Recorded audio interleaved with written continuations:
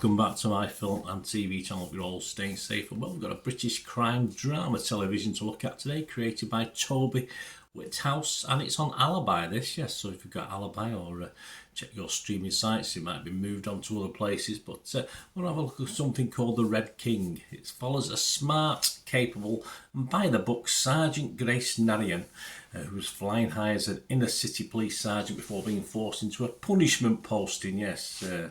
A bit of a shame, really. You know, obviously the whole world was against it at a certain point, but a great start to the series as well, a cracking start. On the small, antiquated island of St. Jory, confronted by the forgotten and unsolved case of missing teenage boy Kai, Grace quickly discovers that she must overcome scarce evidence, not source evidence, extraordinary local characters, and the island's strange cult history to uncover the truth. This stars Angelique Mahindra as Grace, Sam Swainsbury as Father Douglas, Mark Warren as Dr. Ian Prideaux, bit of a lush, James Bamford as Owen Parry, Rosa Shear as Ellen Parry, Mark Lewis Jones as Gruffold Prosser. That's a great name, isn't it? Grufford or Grufford.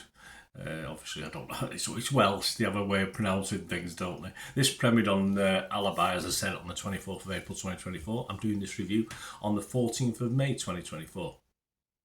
I think the standout for this for me is Angelique Mahindra. Very, very likeable in this role, very investable. I could watch a series with her in, to be honest with you. She's, when all else fails, she sort of makes this more watchable.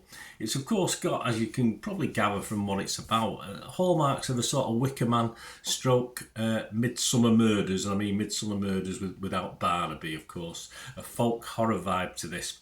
But sadly, by the end, it all ends a little bit flat for me, even though I've been thoroughly, pretty much engrossed for most part of this series of 6 episodes, about 40 odd minutes. It just felt a bit flat for the story and the conclusion, which you do get an ending to it. It's not one of these that leaves it open, although there is room for a second series, as you'd expect. Overall, it's a basic police procedural feel to this with a missing boy. The start, is it a cold case if it's a year old? Probably not, but they shut the case, of course. This lad had gone missing, assumed, gone onto the mainland, because this is all set on an island with storms coming in and cut off from civilization. So the obvious cliches for this sort of thing. And you've got the background of a very hostile island population led by the ex-police sergeant, who obviously is still there causing trouble, who was obviously responsible for this young lad's disappearance and seemingly didn't do too much about it, or sort of cut corners to get the thing sorted out. Of course, our likeable sergeant, the new one, she can't trust many people, even her own fellow officers at certain stages of this as well. It did hold my interest, as I said, all the way through. I found it intriguing, but by the final episode, the big twist, the big killer ending, if you like, the big folk horror ending, if you like, of what you get in something like The Wicker Man, which is obviously the classic that you have to compare most things with. I'm not talking Nicolas Cage, I'm talking Mr. Woodward, of course. It's just a bit of a damp squib. It's just a bit of a letdown.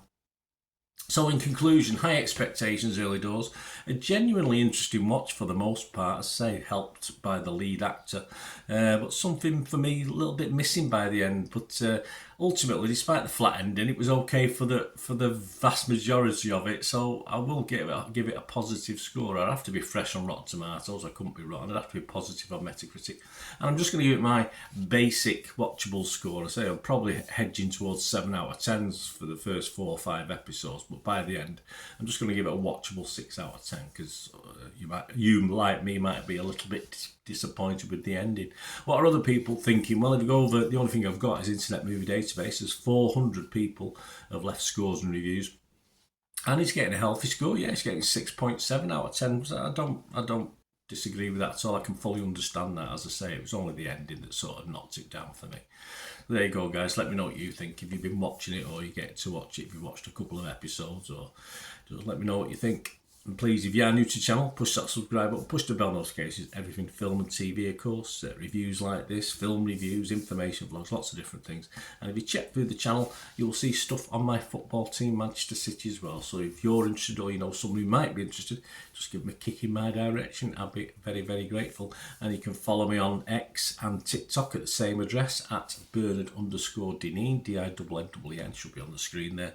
And of course on Facebook at Bernard Dineen as well. And any wants or any shout outs needed for individual organisations, any you want to sponsor or support the channel in any way, just get hold of me through one of those channels, or directly through YouTube itself, or just message me on there and we can have a chat. Thanks for watching, guys. Until we meet again, well, that's one thing, don't I? Please stay safe, everyone. Bye for now.